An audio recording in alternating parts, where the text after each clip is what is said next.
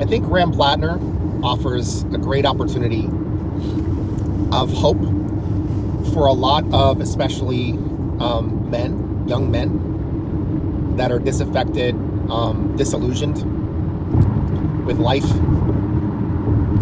in America and probably other parts of the world. I think people should look at the controversy about Platner's tattoo of the Totenkopf and the response that he gave about it. I think that sheds light on some uncomfortable truths about life in America for a lot of people.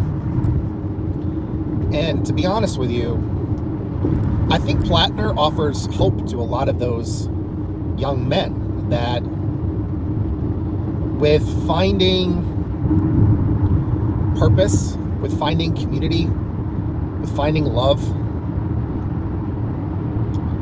you can come out of some pretty dark places. And why do those dark places exist? Because you're missing things that you need. People need community. They need connection. They need purpose. And it doesn't matter where you are on the political spectrum. I think we all know that's true. Like, I think many of us have probably thought at one time or another in our life that we can go it alone. We can do it all by ourselves. And then we try. And we end up in some very, problematic spaces in our heads. And if we're honest with ourselves, that doesn't really work very well. Like, there's this, I don't know, there's like a feeling like there's something missing, kind of something broken. And it can have a pretty devastating effect on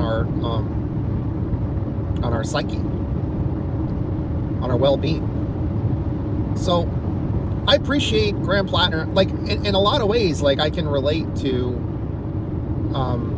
much of what he was talking about there. I served in the military. I went to Iraq in 2008, 2009. I became very, I was worried about what decision that I had made from the very beginning when I started to go through the process of in-processing for the military, of training and basic training and advanced individual training, getting to my unit,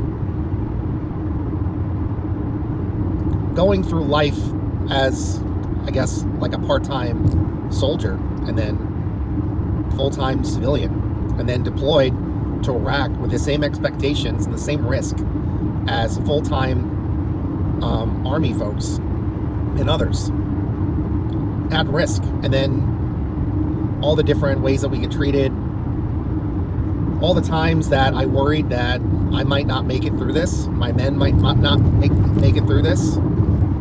I had times where I thought I had lost men. I had at least a few days where I had no idea what was going to happen. And then coming home, basically learning that, we were lied into that war, and we devastated so many people's lives, did so much destruction, lost so many of our people, and made the world a lot less safe of a place as a result. And coming home, trying to put my life back together again and get it all sorted out. And it took, to be honest, it took me years to find my way to a life that I am more proud of and comfortable with, and feel like I have it fairly together.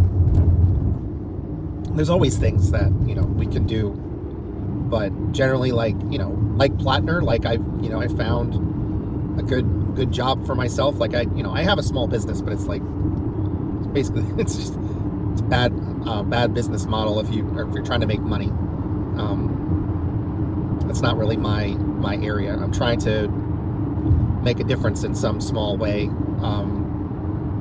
giving people tools and showing them that they can do things a little bit differently than maybe they have been doing, to make an impact in the world. That's not exactly a smart business venture if you're trying to make a lot of money. That's not the point. I love my job. I love the people that I work with, and my girlfriend and I have been in the healthiest relationship I've ever been in, of over 5 years now, and I have a home. I finally got a home for myself, and I'm doing okay. Got my little family and my place in a little piece of heaven in Northern California, doing things that I enjoy doing often. So I'm healthier now than I was before, when I didn't have all those things. When I was trying to find my place, I was struggling. When I was alone, I was struggling. Like, I could get by, but I was struggling. And I was angry at times. I was lonely at times.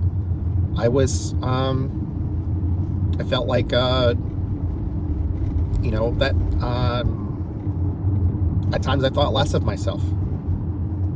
I don't want that for anybody. Like, I understand that we go through it. But it seems to me right now we live in a society where more people feel like that, and young people are struggling. And I worry about what that means for all of us. And I think we all as a society have an obligation to fight hard for people that actually see people, listen to people, understand their problems, and work to give people resources and tools, and where necessary, laws and policy and reform, to help. Because I don't want to live in a society where, like, basically we have a government structure like it feels like we have now, where they at times may just lie to you and say that they're standing up for you, but like when you look at what they're actually doing, that's not true. And it seems like they don't care. And that is very much like the establishment system we have right now with the Republicans and the corporate establishment Democrats. So I'm happy to see people like Graham Platner running. I know he's imperfect. Everybody is. He's running on a platform that I really appreciate. Like, he understands the problem. He understands that oligarchs are a problem. The fascists are a problem. The state is abusing its power against the people in a very tyrannical way. The ICE Gestapo are straight up terrorists terrorizing our communities in a very partisan way. ICE is very much equivalent to the IDF and how they operated in Gaza. And I'm really worried that we'll get to a point where they're just doing lethal forms of violence against people. And I don't know what that's going to mean. And I'm seeing MAGA folks, MAGA right-wing influencers trying to start trouble with people because the people haven't taken the bait. They haven't rioted, despite all the lies out there in right-wing media. People are not rioting. They're peacefully protesting, but they're very angry at what they're seeing in their community. These illegal actions, this violence against people, zip tying kids. They just broke an older man's ribs the other day. It's disgusting. I serve my country. I can't believe. I mean, I can believe it, but I just, it's greatly frustrating to see. It's disheartening. It's disappointing to see anybody supporting this. Like, you're no different than the Nazis in 1930s Germany. Like, this has nothing to do with law enforcement. ICE is breaking the law. They're breaking U.S. law, international law. They're violating people's constitutional rights. People deserve due process. ICE is not permitted, or should not be permitted, to just commit violence against people, to illegally detain, kidnap, human traffic people, rendition them to third countries, to concentration camps, to for-profit prisons. And this is a big money venture for the people in elected leadership and in the cabinet. And that's also illegal. So I don't want to hear anybody defending, like, claiming this is like law and order. No, it's not. We know it's not. There's so much freaking documented evidence, and there's a lot that's just we don't have good records because they don't keep them. They are disappearing people. There have been people that have already been disappeared many, many, many, many times now. And it's a fear tactic. And it's wrong. And I don't want this stuff to continue. I don't want violence. I want this stuff to stop, and I want those people to be held accountable. And that's how our government is supposed to work. There's supposed to be oversight. If we had any reasonable government, any responsible officials that were actually doing their duties of oversight, they would cease all ICE activities and investigate all of this stuff. And they would hold people accountable. And they wouldn't just be recycled and sent back through. There would actually be some kind of standards. There would be some kind of training.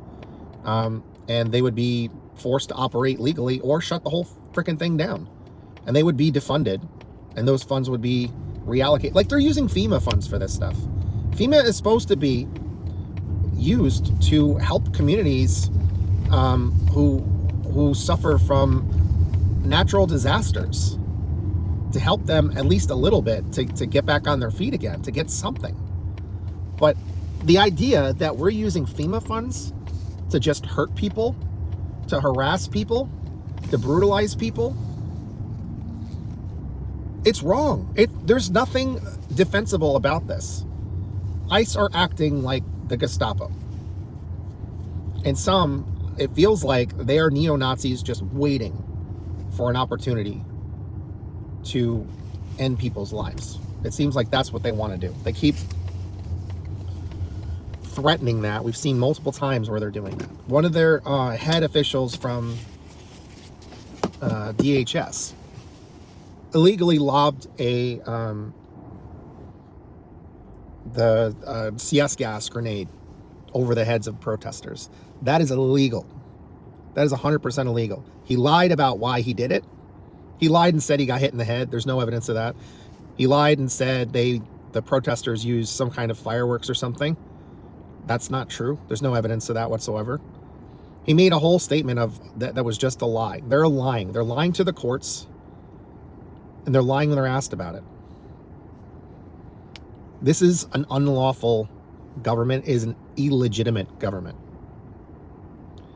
The people need to get together and push back and demand that we have the current leadership in government step down, and we have new elections, and we say, listen, as a group of people, we're not voting for people that are funded by PACs, by corporations, anybody remotely associated with AIPAC or DMFI or any of the other Israel orgs. We want people that are regular folks that are interested in actually being in office to serve the people. And the current flock need to go. That's establishment corporate Democrats. That's the Republicans. Listen, you're in America. We should be together on this stuff. We should want better for our people, and we should expect our leaders to serve us. It's supposed to be we the people, by the people, for the people, of the people. Right now, all three is oligarchs, and the fascists are like the mafia thugs that are destroying government. Like, you have anti-government extremists like West Vote, with head of OMB running Doge still, firing everybody that they can in federal government. They want people to be terrified to come to work. That is not government. That is anti-government extremism. The guy's a Christian nationalist. He's a theocrat. Whatever you think about how this country was founded and what this country, how this country should run, if you think it should be government and religion should be intertwined, I highly recommend you look into that subject a bit more and listen to the people that have critiques about that, including what the founding fathers said. You probably have been lied to a lot about that. That is not what we if you want an example of how something like that has worked before and not worked as doing a lot of heavy lifting, didn't work. You look at the Dark Ages, that was religion basically running government, basically religious law. Horrific things happened all the time. If you want to understand how brutal and barbaric that shit can be, you look at all the Catholic, I think it's the Catholic torture devices and the ways that people were held and treated, all the spread of disease, unmitigated. Again, granted, we didn't necessarily have modern medicine, but that was like kind of a war on science in a lot of ways. Anyway, it's turning a longer thing. I gotta get to work. Short version, Graham Platner gives me hope for a lot of the young men that are disaffected, that Steve Bannon and others have taken advantage of, and they sent them down the wrong path against their fellow man.